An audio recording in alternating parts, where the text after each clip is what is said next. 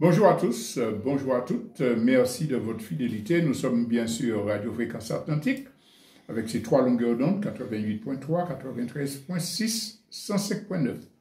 Vous pouvez également suivre les émissions sur rfaradio.fr, donc sur le net. Et puis nous sommes également sur Facebook et sur YouTube. Donc aujourd'hui, nous allons, comme d'habitude, suivre le plan actualité nationale, actualité internationale, sauf que la déconstruction sera vue à travers les deux éléments nationaux et internationaux. Qu'est-ce que j'ai proposé comme thème aujourd'hui? Ce sont des commentaires concernant l'actualité de la lutte contre la vie chère. Et pour ce qui concerne l'international, les déclarations de Donald Trump qui a l'intention d'occuper le canal de Panama, le Groenland et le Canada. Voilà donc pour le programme. Nous commençons avec l'actualité concernant la vie chère. Alors d'abord, la presse française a lancé l'offensive contre Bernard Ayotte, le milliardaire qui est à la tête de la caste béquée ici et qui investit partout dans le monde, à qui on demandait de publier ses comptes. Et on salue ici le travail des lanceurs d'alerte martiniquais et guadeloupéens qui avaient poursuivi Bernard Ayotte pour le contraindre à publier ses comptes. On va y revenir. Mais on rappelle que des présomptions de culpabilité avaient déjà transpiré avec le rapport de Johnny Ajar, quand il était parlementaire, et qui pointait du doigt les manœuvres pour cacher les marges. N'empêche que c'est un article du journal Libération, après enquête approfondie, et d'après, dit-il, un témoignage d'un cadre des entreprises BHB qui sévissait dans l'automobile, et donc qui a livré le morceau. Libération a donc fait cette enquête et a publié un dossier particulièrement solide, repris par différents autres médias comme l'Humanité et autres, mais en tout cas dont on a fait allusion, sur lesquels on a commenté dans pratiquement tous les grands médias. Monsieur Bernard Ayotte est donc sur la sellette et on parle des confusions, des dissimulations, des manœuvres qui sont faites pour maquiller ses comptes. Alors, les réactions sont quand même assez intéressantes quand on entend le préfet de la Martinique venir dire « Ah, eh bien, s'il y a des preuves, si on dit ça, on va faire ceci, on va faire cela ». C'est une vaste fumisterie, c'est un hypocrite, puisque tout ce qui a été dit à travers cet article était déjà dit et répété partout. J'ai rappelé le rapport parlementaire et tout ça. Et donc, en fait, c'est pour annoncer qu'on va voir, mais évidemment, il n'y a aucune enquête, aucune saisie. Faisons la comparaison tout de suite avec les perquisitions qui ont été faites chez les dirigeants du PRAC. On soupçonne qu'il y a des problèmes financiers, eh bien on débarque chez ces gens-là, on saisit leur ordinateur, carnet, agenda, téléphone portable, on les traîne dans la vindicte populaire, les images sont propagées, voilà. Comparer le volume financier qui est entre les mains du PRAC et celui qui est entre les mains de Bernard Ayotte, vous voyez qu'il y a effectivement une mascarade de justice. Jamais vous n'avez entendu dire que des pelotons de gendarmes sont allés, que la brigade financière est allée dans les bureaux de GBF saisir des ordinateurs, etc. Non, c'est évidemment la preuve que tout ça c'est macaquerie, ce genre de réaction. Mais il s'agit de comprendre pourquoi là, ce coup des journalistes intervient, et puis que c'est repris Parce que généralement, il y a eu des dénonciations qui étaient faites, mais qui n'étaient pas reprises. Mais là, il y a eu un écho. Eh bien, parce que l'État colonialiste français a bien compris qu'il lui faut sacrifier quelque chose pour pouvoir maintenir sa domination coloniale. Et comme les Békés sont particulièrement décriés et on connaît leur manœuvre de caste pour dominer l'économie, pour faire des surprofits, rappelez-vous le film Les derniers maîtres de la Martinique. Donc, l'État colonial laisse faire pour détourner l'attention du peuple martiniquais sur ces ennemis-là seulement, alors qu'ils sont toujours côte à côte pour piller la colonie ou exploiter le peuple. Je me permets de citer un paragraphe de la lettre ouverte que j'avais écrite au maître de la caste Béké, et dans laquelle je disais, en 2021, pour l'heure, je m'adressais à cette caste, vous vous pensez encore tout puissant et intouchable. Vous vous croyez protégé par votre collusion avec l'État colonial.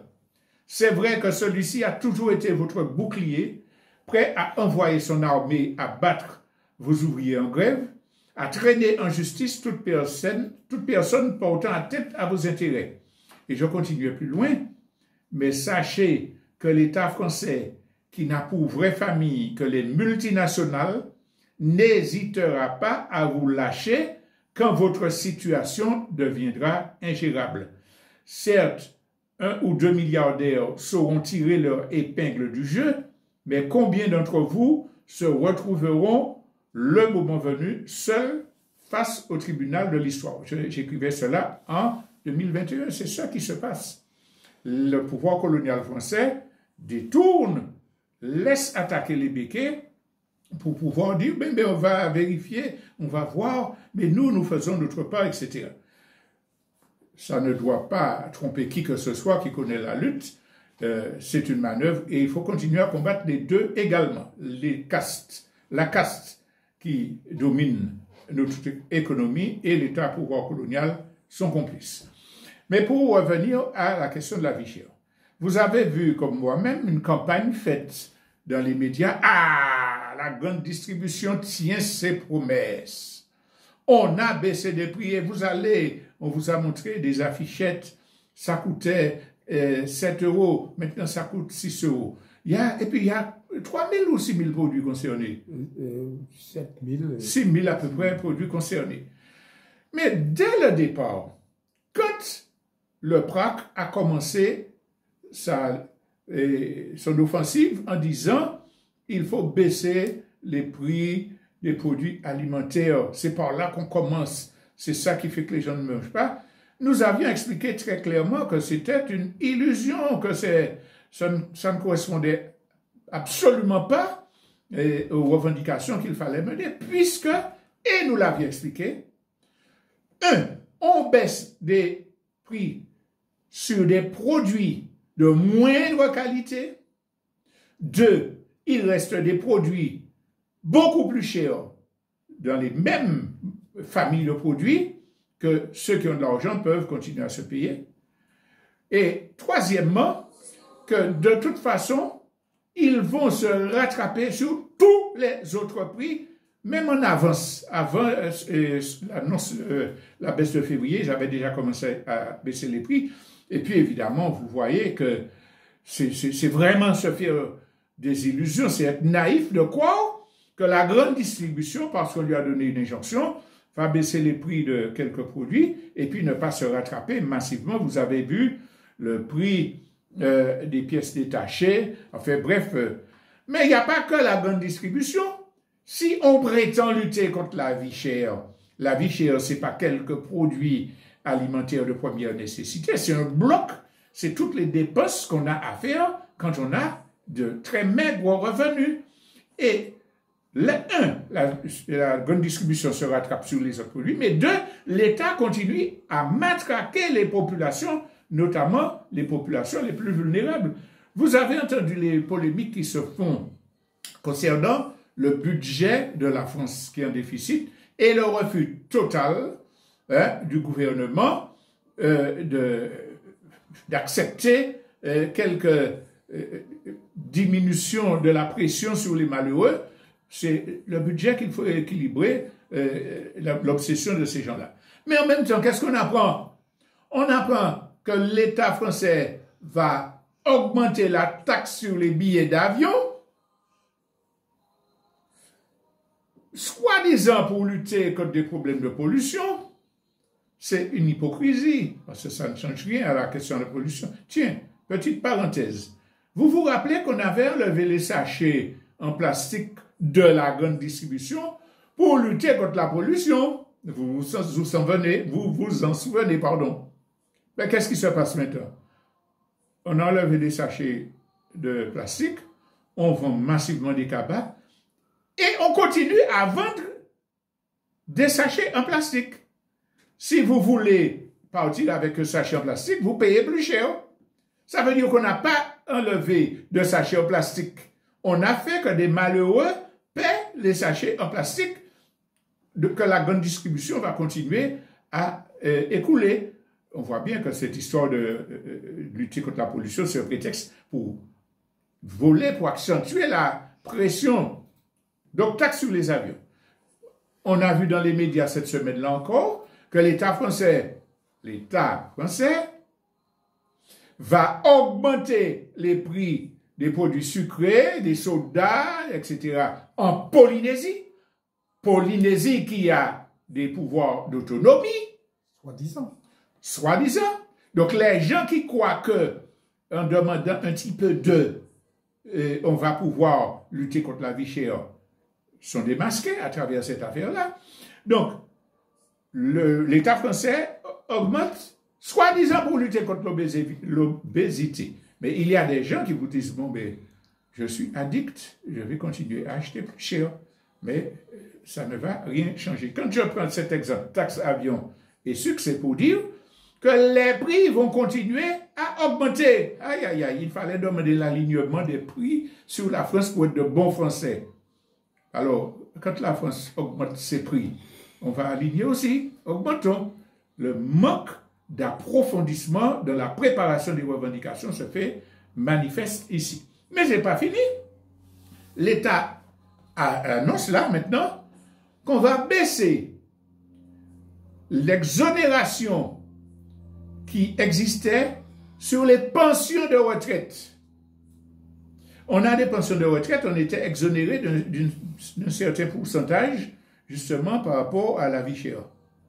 L'État dit, j'ai besoin de faire 40 millions d'économies, donc je supprime ça. C'est pas la vie chère, ça. C'est pas l'exploitation. La macaquerie publicitaire qu'on fait, comme quand on fait des soldes pour dire moins 15% pour cette marchandise-là, c'est une solution viable au problème des conditions de vie de la Martinique. Et puis, il y a évidemment les attaques qui continuent contre le système de santé. Toute cette semaine-là, nous avons eu des reportages dans les télévisions françaises qui montrent la déchéance des systèmes de santé. Des gens qui dorment sur des brancards. On prend des salles où des opérés devaient rester pour mettre des personnes en urgence en attente, etc. Et les médecins qui en parlent ont reconnu qu'il y a des morts qui sont dues à cette incapacité d'être reçus dans les hôpitaux.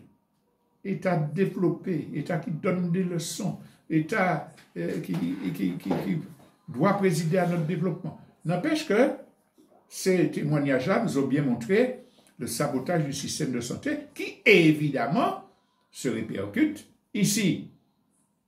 Alors, quand on ne peut pas se soigner, quand on est moins remboursé, quand on a 4 mois pour avoir un rendez-vous concernant la détection de cancer, ça veut dire qu'on va dépenser. On ne pourra pas avoir de revenus, on ne peut pas travailler, mais on va dépenser les yeux de sa tête pour essayer de se soigner. On va crever. C'est la vie chère, oui ou non? Mais est-ce que tout ce que nous disons là ne nous montre pas que cette illusion de croire qu'on va saucissonner nos luttes, chercher un petit coin, ah mais là je suis intéressé par ça, on va lutter. Venez, venez. Si vous ne venez pas, vous êtes des traîtres, vous n'aimez pas le pays, vous ne nous soutenez pas, vous n'avez rien compris, etc. On voit bien que c'est aussi de sonner la lutte comme ça, c'est aller à l'échec. J'ai parlé de la santé, je profite pour faire une autre parenthèse. Ce vendredi qui vient là, à 8 heures, au tribunal administratif de Shellshire, il y aura une audience concernant le licenciement abusif scélérat de militants de la santé, d'ouvriers de la santé, qui avaient refusé la vaccination obligatoire, l'injection obligatoire d'un produit expérimental. Donc, il y aura une procédure.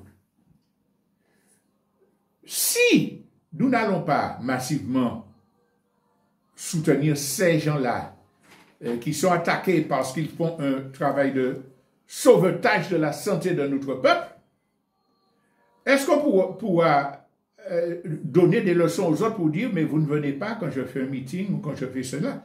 Ça montre que quand on parle de lutte populaire, c'est une lutte globale, que c'est y'en a l'autre, qu'il n'y a pas de lutte plus valable, plus méritoire que d'autres.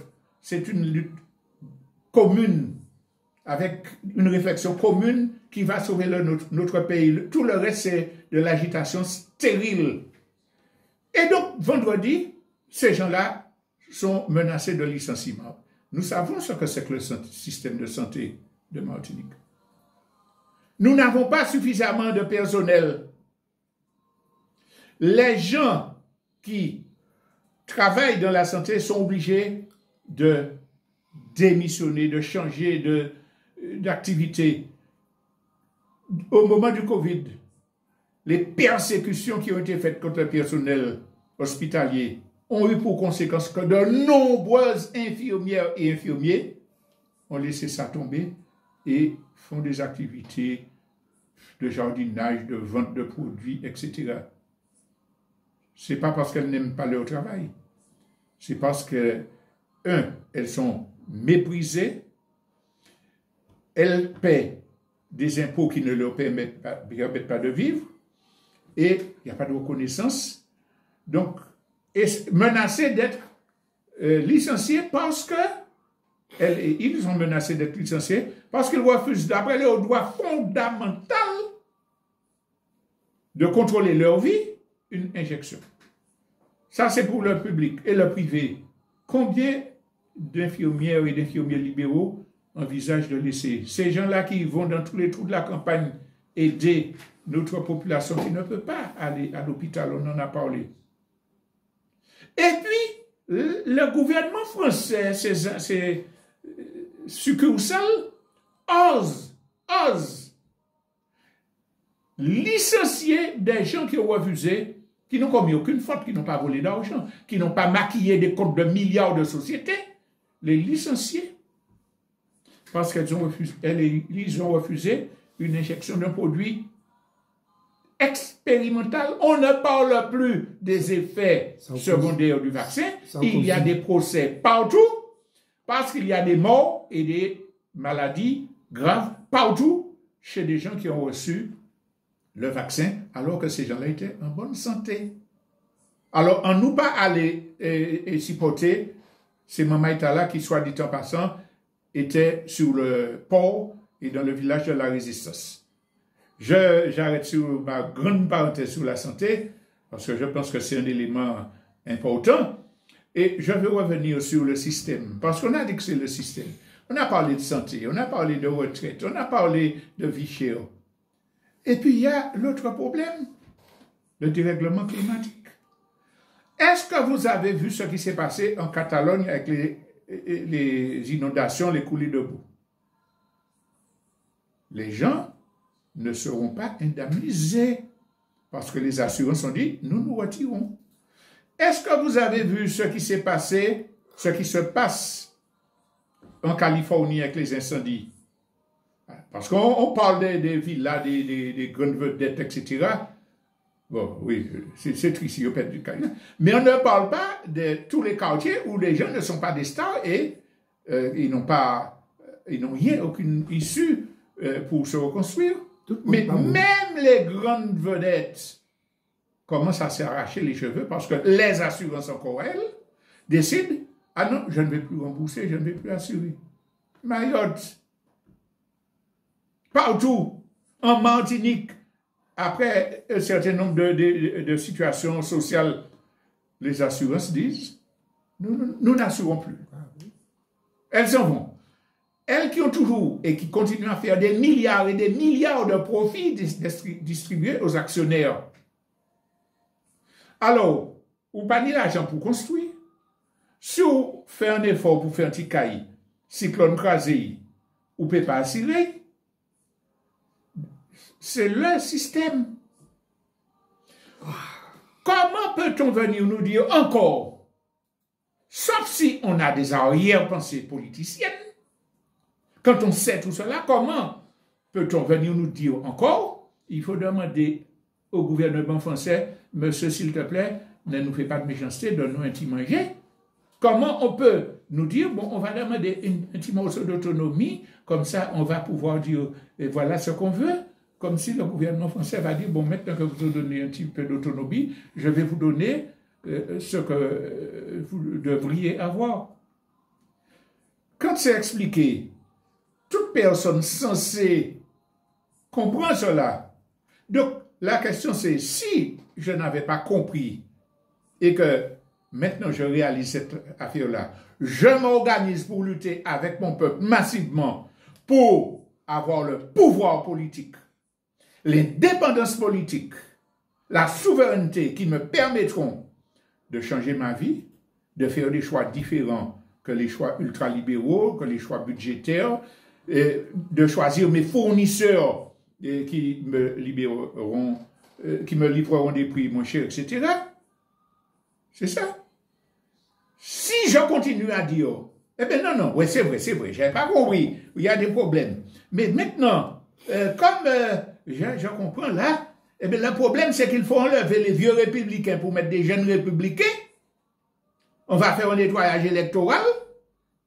Mettez-moi là, alors que je sais que je n'aurai aucun moyen, je fais exactement comme tous les politiciens traditionnels qui disaient, mais à quitter la partie qui a fait rien, mettez-moi là, manquez de sauver la situation.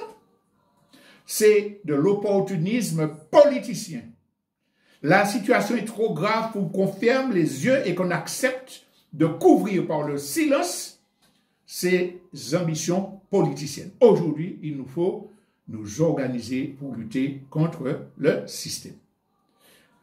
La liaison avec le deuxième point, qui est l'international, va nous confirmer dans cette direction-là, puisque je vais parler des déclarations de Trump, qui, à quelques jours de son investiture, multiplie les publications avec le soutien d'un certain nombre de ses lieutenants et qui réitère son occupation, sa volonté d'occuper le canal de Panama, le Groenland, et il a parlé du Canada qu'il faudra contrôler. À un moment même, il a dit, bon, si le Mexique ne supprime pas les droits de douane, si elle ne contrôle pas mieux ses frontières, je vais m'occuper d'elle. Mexico, Abeka. Et alors, c'est dire que le président de la première puissance mondiale,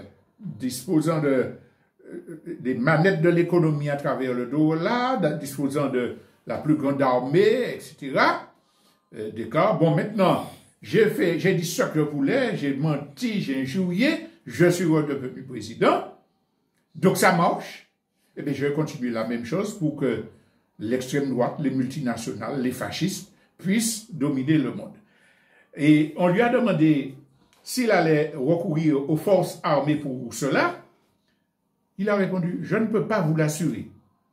Si j'arrive à régler ça financièrement, économiquement, mais je ne peux pas vous assurer que je ne vais pas utiliser les forces armées. Le canal de Panama. Pourquoi il demande le canal de Panama? Parce que c'est nous les USA qui avons construit le canal de Panama. Ce n'est pas les USA qui ont construit le canal de Panama.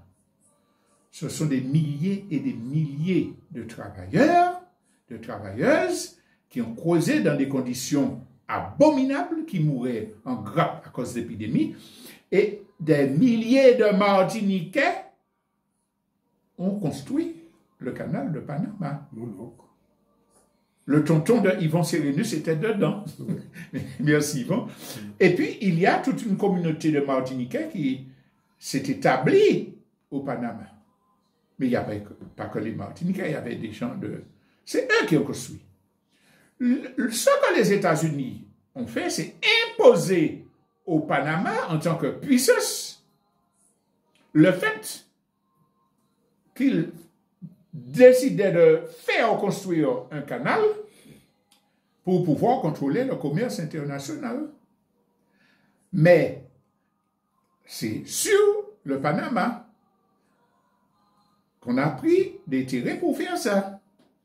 Il y a eu des accords qui ont été signés pour dire, bon, en fonction de ces accords-là, nous allons vous remettre la souveraineté sur le canal du Panama en 1999.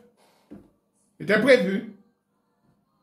Mais entre-temps, il y a eu des velléités de Noriega, l'ancien président, de dire, bon oui, en 29, oui, on va discuter, on va préparer ça, la transition, on va reconnaître la souveraineté de notre pays. Les États-Unis ont dit, non, non, non, on avait mis ça dans le contrat là, mais vous ne reprenez pas. Noriega a dit, non, je reprends mon canal.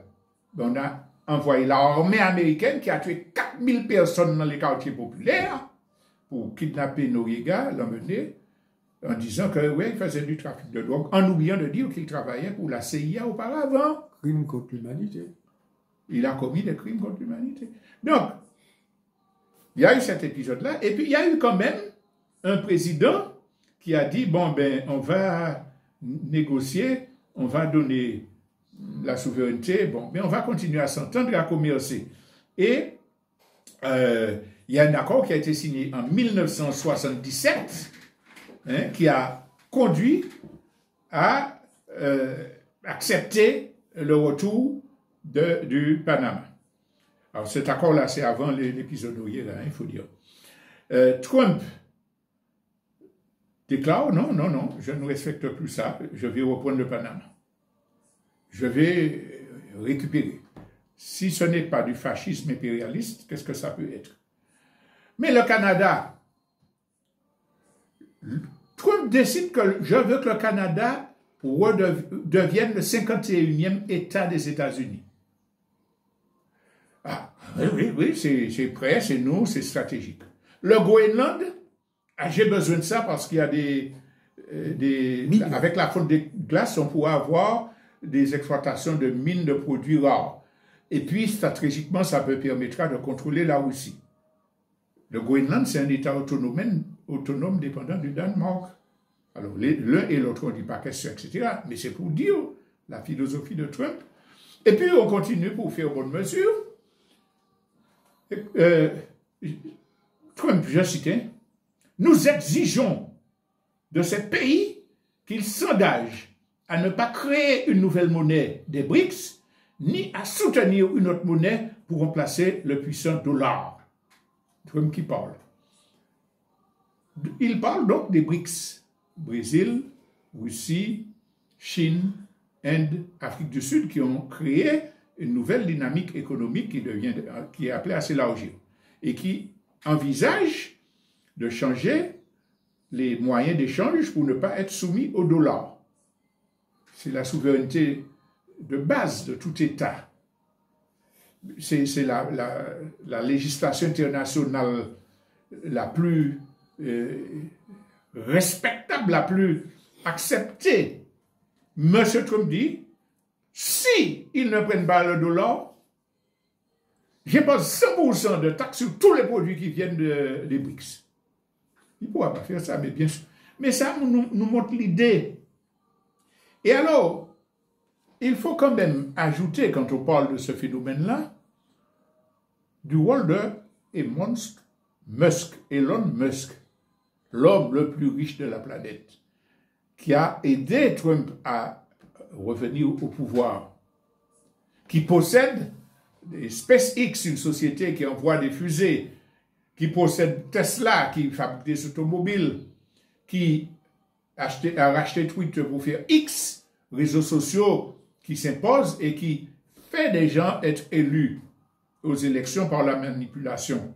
Eh bien, ce monsieur Musk, c'est l'homme dépêché par les multinationales pour sanctionner la domination fasciste du monde par un individu qui représente ces dites multinationales.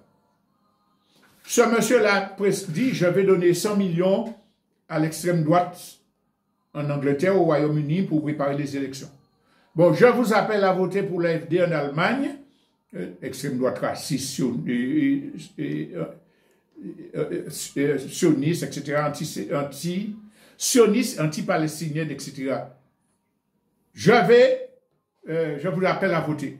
Ce monsieur-là, donc, parce qu'il est l'homme le plus riche du monde, allié à Donald Trump, qu'il ne faut pas prendre pour un zigoto, il sait ce qu'il fait,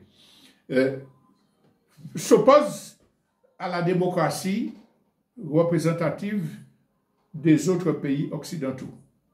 C'est vous dire s'il va accepter en quelque part que, par exemple, au creux de l'Amérique, dans les Caraïbes, un pouvoir s'installe qui respecte la souveraineté des peuples, etc. Non! En réalité, les multinationales sont en train de se débarrasser du vernis de la démocratie représentative bourgeoise pour imposer le fascisme mondial, contrôlant le commerce, contrôlant les armées, contrôlant l'espace, contrôlant les médias, etc. Revenons à notre question de départ.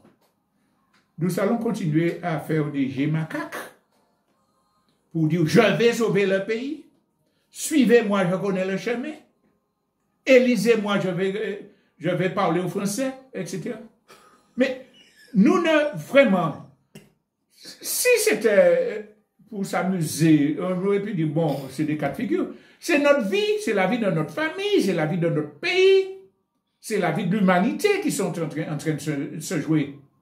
Si on ne décide pas très clairement, très lucidement de s'organiser pour pouvoir lutter contre le système globalement sous tous ses aspects, si on ne comprend pas qu'il faut que des gens de toute sensibilité, dès qu'ils aiment leur pays et l'humanité, se mettent ensemble pour avoir des stratégies globales pensées, pour élaborer des revendications réalistes, ensemble, on contribue à maintenir notre pays en difficulté, notre peuple en domination et la domination des multinationales, des pouvoirs colonialistes, impérialistes, occidentaux. Alors, c'est ce que je souhaitais développer concernant les déclarations de Trump. Et en conclusion, nous allons nous arrêter là. Je veux dire que on ne peut pas changer la société. On ne peut pas faire tout le monde penser comme on veut. On ne peut pas éviter qu'il y ait dans la société des gens prétentieux, égoïstes, illuminés, de bonne foi, mais qui se trompent. On ne peut pas éviter tout ça. Ce qu'on peut faire par contre, c'est s'engager personnellement dans un processus de réflexion et d'organisation pour dire, vu la gravité de situation, où faut-il que je m'engage? Je peux décider de m'engager dans un mouvement d'obédience religieuse qui fait du social. Ça va servir beaucoup à développer l'humanité, la solidarité. Parce que c'est mon choix. Parce que je crois. Personne ne peut se permettre de me juger pour ça et pour dire si ce n'est pas ce que tu fais, tu n'es pas dedans. Ces gens-là sont plus révolutionnaires que les bavards, que les gens qui font n'importe quoi et qui emmènent le peuple à la décadence. On peut choisir la voie religieuse, on peut choisir la voie écologique. On n'est pas obligé de rentrer dans un parti politique, mais on le fait sérieusement. On enquête sur les endroits où il y a des projets scélérats. Bravo la Sopamao. Mais si là, sont pas morts. Si c'est ce fonds-là que des militants choisissent d'investir, bravo, ça vient c'est un bataillon dans la lutte globale. S'il s'agit de gens politiques qui disent faisons de la formation politique, regroupons-nous pour essayer de prendre des décisions, de faire des propositions, très bien. Ce qui veut dire que ne regardons pas les âmes errantes, regardons nous ce que nous devons faire pour nous améliorer, pour corriger nos illusions, nos aliénations, et pour porter notre contribution dans un combat qui est tellement difficile, tellement décisif. Comme je l'ai dit, on ne pourra pas changer le monde magiquement en faisant que ceux qui ne comprennent pas comprennent. Il ne s'agit pas de les décapiter. Il s'agit de dire notre point de vue, de leur dire, est-ce que vous êtes sûr que c'est la bonne solution? Maintenant, c'est leur choix. Mais il s'agit aujourd'hui de dire, Martiniquais et Martiniquaises, est-ce nous qu'apprend qu'on a en l'emmène? Est-ce nous qu'assembler pour nous faire un pays? Merci de votre attention.